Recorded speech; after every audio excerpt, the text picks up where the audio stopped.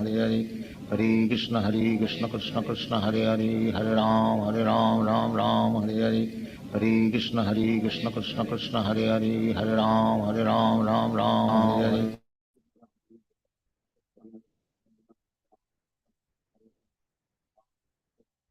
Hare Krishna devotees, please accept my humble obeisances. All goes to Guru Padan Guru Maharaj. Venu Prabhuji, when you are ready, you can start, Prabhuji. Hare Krishna. Om Namo Bhagavate Vasudevaya. Om Namo Bhagavate Vasudevaya. Om Namo Bhagavate Vasudevaya. Narayanam Namaskritya Naranjaiva Narottamam Devim Saraswatim Vyasam Tato Jayamudairayet. Shunvatam Swakata Krishnaha Punyashravana Kirtanaha Rudyantasto Bhadrani Vidhnoti Suhursatam Nashtaprayeshva Bhadreshu Nityam Bhagavata Sevaya Bhagavati Uttama Shloke Bhaktir Bhavati Naishtikim. Hare Krishna devotees, today I am reading Canto 3, Chapter 19 from text 13 onwards. Text 13. He now took a trident which was as rapacious as a flaming fire and hurled it against the Lord, the enjoyer of all sacrifices, even as one would use penance for a malevolent purpose against the holy Brahmana. Text 14. Hurled by the mighty demon with all his strength, the flying trident shone brightly in the sky. The personality of Godhead, however, tore it to pieces with his discus Sudarshana, which had a sharp-edged rim, even as Indra cut off a wing of Garuda. Text 15. The demon was enraged when his trident was cut into pieces by the discus of the personality Godhead. He therefore advanced toward the Lord and, roaring aloud, struck his hard fist against the Lord's broad chest, which bore the mark of Srivatsa. Then he went out of sight. Text 16. Hit in this manner by the demon, O Vidra, the Lord, who had appeared as the first boar, did not feel the least quaking in any part of his body any more than an elephant would when struck with a wreath of flowers. Text 17. The demon, however, employed many conjuring tricks against the personality of Godhead, who is the Lord of Yogamaya. At the sight of this, the people were filled with alarm and thought that the dissolution of the universe was near. Text 18. Fierce winds began to blow from all directions, spreading darkness occasioned by dust and hailstorms. Stones came in valleys from every corner as if thrown by machine guns. Text 19. The luminaries in outer space disappeared due to the skies being overcast with masses of clouds, which were accompanied by lightning and thunder. The sky rained pus, hair, blood, stool, urine, and bones. Text 20. O sinless Vidura, mountains discharged weapons of various kinds, and naked demonesses, armed with tridents, appeared with their hair hanging loose. Text 21.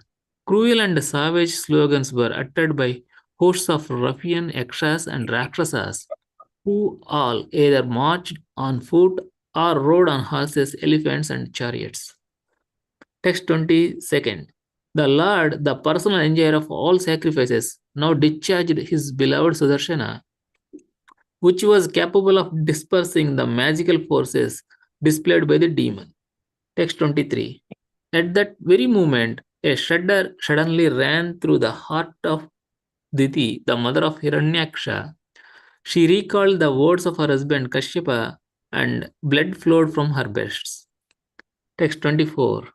When the demon saw his magic forces dispelled, he once again came into the presence of personality of Godhead, Keshava, and full of rage, tried to embrace him within his arms to crush him. But to his great amazement, he found the Lord standing outside the circle of his arms. Text 25. The demon now began to strike the Lord with his hard fists, but Lord Adoshakshaja slapped him in the root of the ear, even as Indra, the lord of Maruts, hit the demon Vruta. Text 26. Though struck indifferently by the Lord, the conqueror of all, demon's body began to wheel, his eyeballs bulged out of their sockets, his arms and legs broken, and the hair on the head scattered. He fell down dead, like a gigantic tree uprooted by the wind. Thank you, Prabhu. Hare Krishna, Prabhu. Yeah, thank you so much, Venu Prabhuji. Hare Krishna. Yeah, Chaitanya Chandra Prabhu, whenever you're ready, you can start, Prabhuji. Hare Krishna, dear devotees. Thank you so much for giving me this opportunity. Please excuse me, I'm recovering from a bad sore throat if you can't hear me well. This is my first time speaking in this wonderful forum of devotees. So I pray for your blessings and forgiveness at the same time if I commit any mistakes. I'm not qualified to discuss this Krishna Katha, but just for my own purification and to please the Vaishnavas, I'll try to repeat something that I've heard from Srila Prabhupada. Om Gyantimirandhasya Jnananjanashalakhaya Chakshurunmilitam Yena Tasmai Shri Guruve Namaha. Namo Om Vishnu Padaya Krishna Prishtaya Bhutale Srimate Bhaktivedanta Swami Te Namine Namaste Saraswate Deve Gauravani Pracharane Nirvishesh Shunyavadi Paschat Deshatarane Jaya Shri Krishna Chaitanya Prabhu Nityananda Shri Advaita Gadadhar Shivasadi Gaur Bhaktavinda Hare Krishna Krishna Krishna Hare Hare Hare Ram Ram Rama Hare Hare Mukham Karoti Vachalam Pangum Langayate Kirim Yatkripatam Ham Vande Shri Gurudina Taranam. Hare Krishna.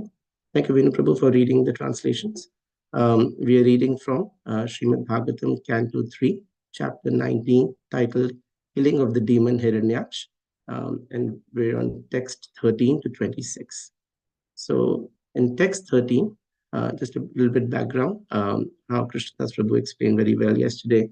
During this time, there is a battle that's ensuing between the demon Hiranyaksh and Lord Varahadev. Hiranyaksh was searching for a tough competition to fight, and after being directed by Lord Varun, he ends up meeting Lord Vishnu in the form of Varadev. And the battle begins. And in the beginning of the battle, Krishna or Lord Varaha is enjoying this battle and he's toying around with Hiranyaksh. And then Lord Brahma appears on the scene and he requests Lord Varahadev to quickly finish this demon so that before the inauspicious hour begins. So then we move into the more next part of the battle in this particular chapter, where we'll see how Lord Varadev wonderfully slays and delivers Hiranyaksh. So just before the text 13, what has happened is Hiranyaksh had thrown his mace, and Lord has disarmed him and removed his mace.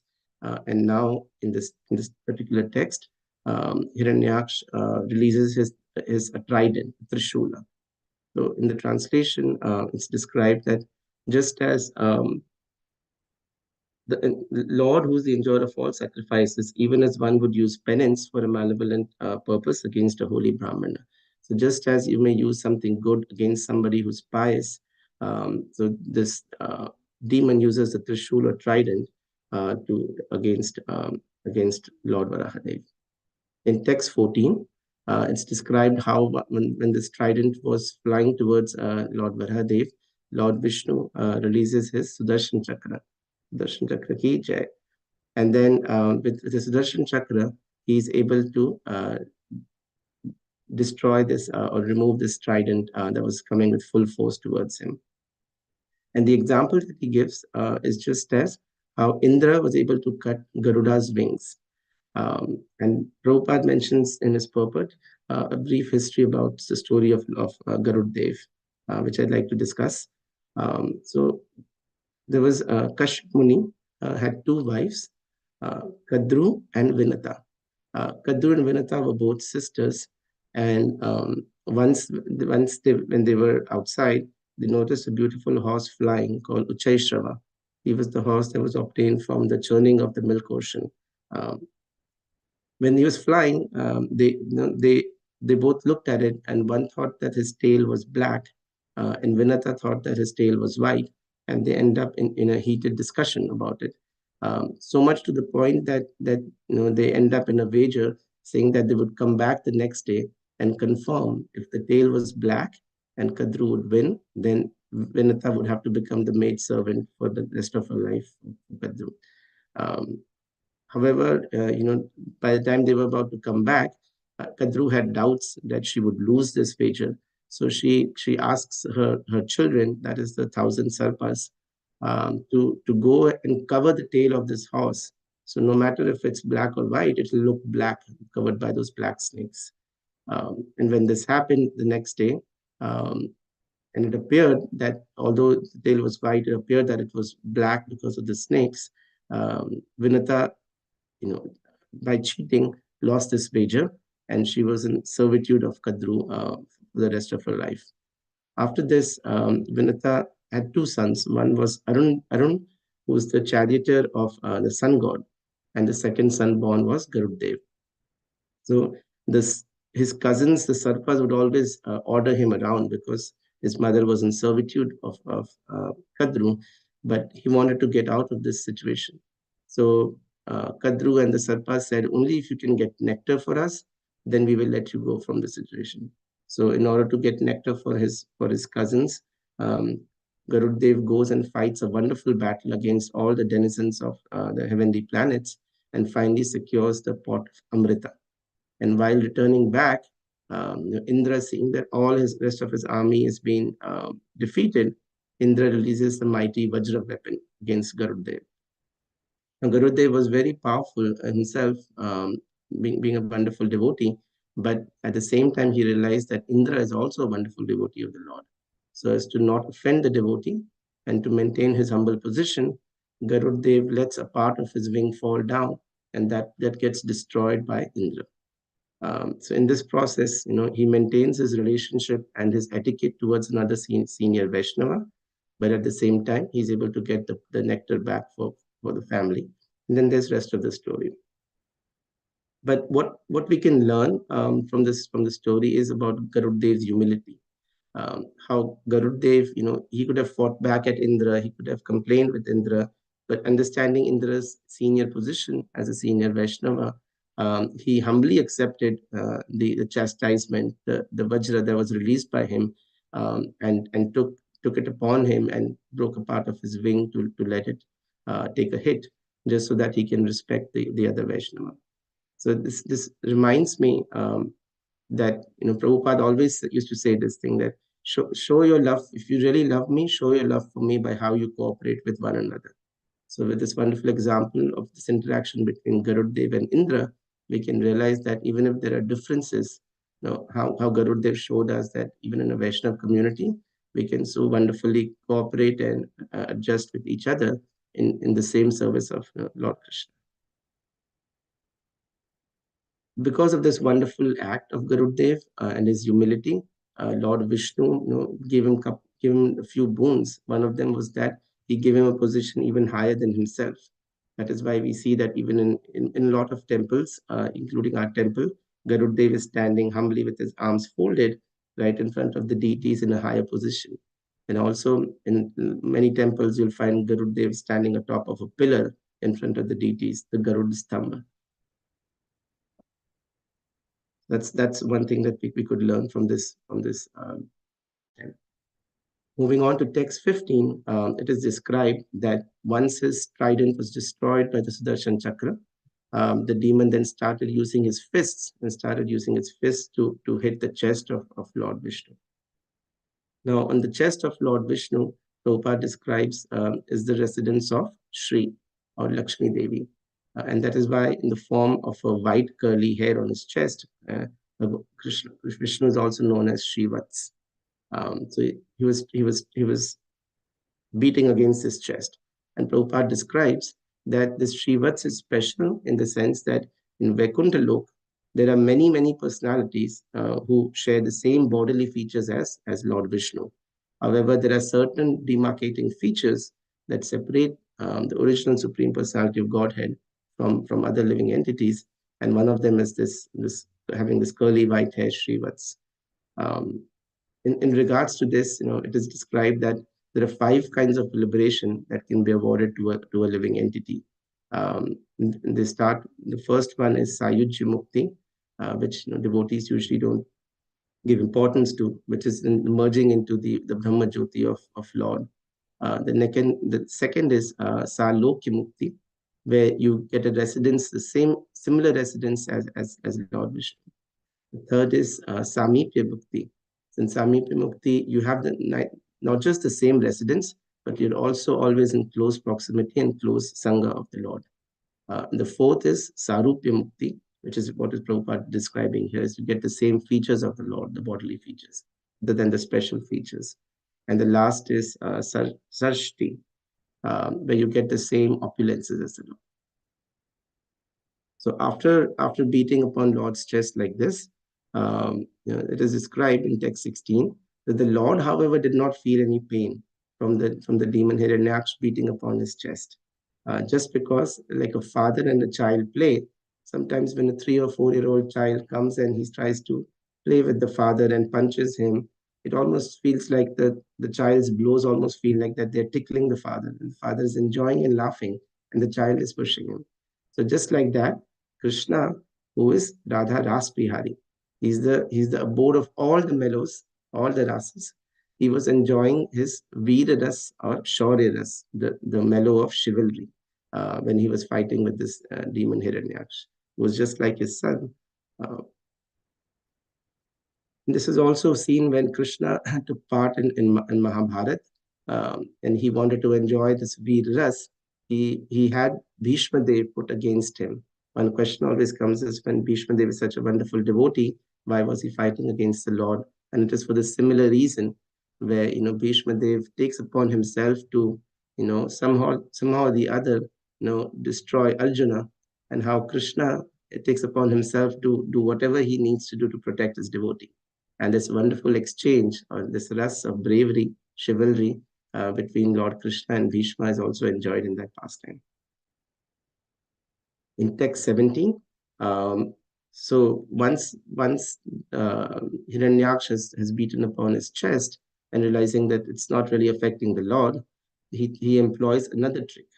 So he disappears from the scene and starts using his magical prowess to bewilder the Lord. He doesn't realize in this particular Leela, Hiranyaksh, that Lord he's the Lord of Yoga Maya. Devi hi esha gunamayi mama maya duratya. So, not realizing that, he tries to empower all different magical processes and illusions to try and bewilder the Lord.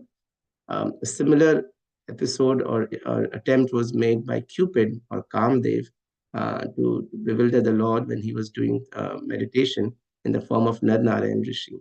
And there itself, Lord had shown that he is actually the Supreme Father and the controller of Maya, and how he ends up bewildering Cupid instead. So in a similar fashion, Hiranyaksha attempts we know are going to fail. In text 18 to 21, it's described how the wonderful or the ghastly illusions that Hiranyaksha ended up creating. He initially started off with creating darkness. Once darkness was there were stones flying, there was ferocious winds blowing. To me, it reminds just of like a movie theater. When we go into movie theater, already in this illusory world, we step into another illusion, a second illusory world, where they create darkness, and it almost feels like you're a part of what's going on and everything's happening to you. But then as soon as you turn on the light, you realize it's just an illusion. So Hiranyaksha was also kind of creating a similar scene where he was creating all these ghastly illusions in order to frighten the audience and everybody who's there. Initially, he starts off with what looks like physical illusions with physical violence, and later it's described in text 21 how the ghastly demonesses that were there, they were uttering blasphemous words. So first there's a violence that can happen to the physical body, and then there's a violence that we can perform to the subtle body by hurting somebody's mind, intelligence falls evil. So all his other attempts would fail. However, this magic of his was not going to last, and in text 22, Lord again discharges his Sudarshan Chakra, and he breaks through the magical prowess that this demon is exhibiting, and he brings back light and clarity in thought. Prabhupada explains in the purport, just as the incident between Durvasha Muni and Ambarish Maharaj.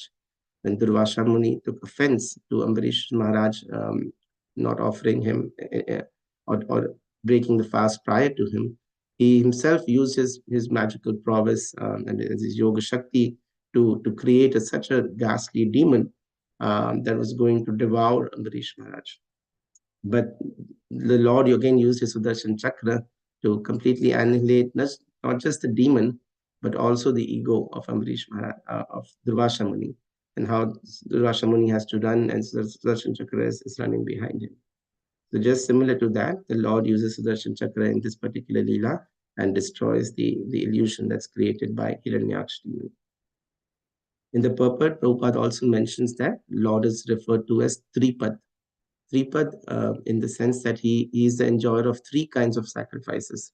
So in yajna, the three kinds of sacrifices that are offered to the Lord can be sacrifices of goods, and that is karma yoga, sacrifice of meditation or yoga, and sacrifice of philosophical speculation or jnana yoga. So all these three kinds of elements are offered to the Lord as sacrifice, and that's why he's called as Tripad. And Prabhupada finishes the statement by concluding that despite all these different kinds of yogas and attempts to please the Lord, the end, one has to come to the realization that Vasudevam Sarvam Iti, and surrender to him with love and devotion in the form of Bhakti Yoga. So although he's Tripad, the best way to please him and to reach him is with love and surrender. When I was reading this, I had this personal realization of how Lord disseminates with the Sudarshan Chakra, the illusion is, when many of us start a spiritual journey, then we come across Hinduism, and we see so many ideas being presented in Hinduism, so many different gods and different concepts being presented, and it looks like everything's really mixed into each other. There's no clarity of thought.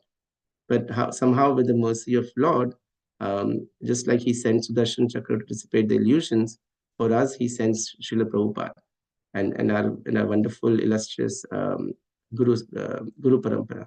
And through their literature, Prabhupada and Guru Parampara, they annihilate all this illusion and these doubts, and everything becomes clear. I could have never imagined. Prabhupada always used to say that Krishna consciousness is so simple that you'll miss it. When I started learning about this, this all seems such a complicated process. But once we read Srila Prabhupada's literature, everything can become so clear. Just as Krishna says in Bhagavad Gita, Vivisatmikar buddhi eke kuru nandana. Becomes clear that Krishna is the Supreme Personality of Godhead, and our only business is to surrender into him with love and devotion. Just like that, how Lord Krishna uses Sudarshan Chakra to dissipate this illusion, he sends for us all these wonderful acharyas like Srila Prabhupada, and helps us to understand him better and remove all these illusions. In text 23, now that his mace is gone, his trident is gone, his fists are not working, his magic prowess is gone, now it is pretty evident that his end time is near. So even his mother, Diti, is able to recognize this. And usually women, when they have overwhelming emotion towards the child, milk would come out from their breast. But in case of the demon, instead of milk, blood was coming out. Prabhupada explains that milk is made from the blood of the mother itself. But still, milk is pure, but blood is not. So even though he was a demon, and just blood was coming out from the baby's breast. So after everything fails, in text 24, Hiranyaksh now finally makes one final attempt to try and defeat the Lord. So he goes and he tries to embrace the Lord and tries to get him into his embrace so that he can crush him. But we know with such wonderful pastimes in the month of Kartik that it is so difficult to actually bind the Lord. To bind the Lord, we need to have that sincere and honest intention, as well as the mercy of the Lord, which in this case of Hiranyaksha was not available. So the word that's described in the shloka is upaguhamanaha, or embracing. So all his attempts at trying to embrace the Lord was defeated, and he found that he couldn't embrace the Lord because it was not Lord's will to be embraced by.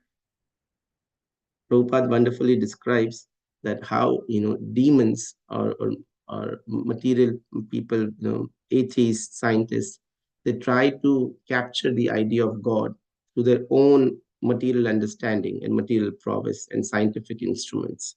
But it is not possible to understand or capture or definitely prove the evidence of God just by our own material prowess. I'm reminded that Bhaktisiddhanta Saraswati Maharaj used to say that never make attempts to try and see God, but always do something, some wonderful service that God is pleased by you, and He Himself tries to give you His darshan. So, but the scientists, material scientists, they always struggle with this, and they make lots of different attempts. However, they are unable to bind the Lord. Prabhupada goes on to describe in the purport that Lord can exist in various forms, from all the way from the gigantic universal form for the devotee, because Arjun requested Lord to see Lord in that form, to a form that comes fits in a small box.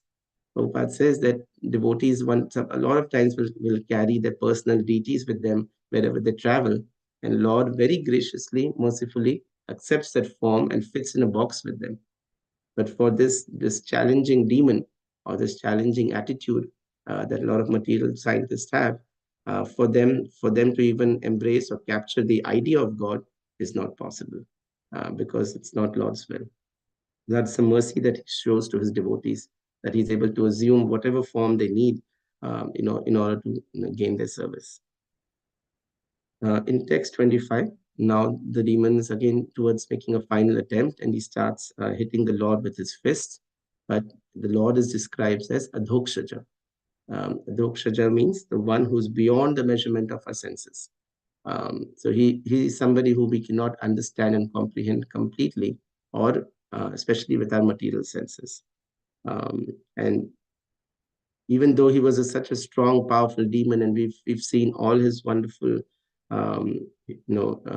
exploits that he's done, and so many people that he's terrified, all it took the Lord to defeat this demon is a slap under the ear, which is a very insignificant thing. And that also shows how Lord's energy and his leelas are inconceivable. The reason that Lord was here participating in this leela with Hiranyaksh was not to annihilate him, but one was to personally deliver him, and second was to enjoy this rasa. Because like I said, he's Radha Ras Bihari. He wanted to enjoy this wonderful mellow of chivalry and bravery. So that's why he ends this leela by this insignificant act of just slapping him under the ear, and he delivers the demon Hiranyaksh. With this blow, in text 26, it's described that the demon falls down dead, his eyes are rolling outwards. And Prabhupada describes that by magical feats and scientific knowledge, one cannot become equal to the Lord. Lord's power is inconceivable, and this is how he demonstrates when he kills his demon just with a mere slap. Lord emerges victorious and defeats this demon. Lord Baladev ki jai. I'll just end by a small prayer that Jayadev Goswami mentions in Dashavta Stotram. Vasati dasana shikare dharani tava lagana sasini kalanka kaleva nimagna keshavadhirta shukara rupa jai jagadish hare. All glories to Lord Varahadev. Thank you, dear devotees. Yeah, thank you, Prabhuji, for such a wonderful class with nice explanation from cerebral purports. Thank you, Prabhuji. Hare Krishna. The elaboration of the story of the Garuda also, and the personal lesson we can gather from it also. Very nicely delivered also, Prabhu. Thank you very much. Thank you. Let's offer obeisances. Yeah. Srimad Bhagavatam ki jai, Sri Jai. Prabhupada ki jai. Jai. Or to all the Vaishnavas and Vaishnavis. Vanchakalpatarubhyascha kupasindubhyevacha patitanam pavanebhyo Vaishnavebhyo namo namaha. Thank you so much, Prabhuji, one more time. Hare Krishna. Hare Krishna. Hare Krishna, Babu. Hare Krishna, Prabhuji.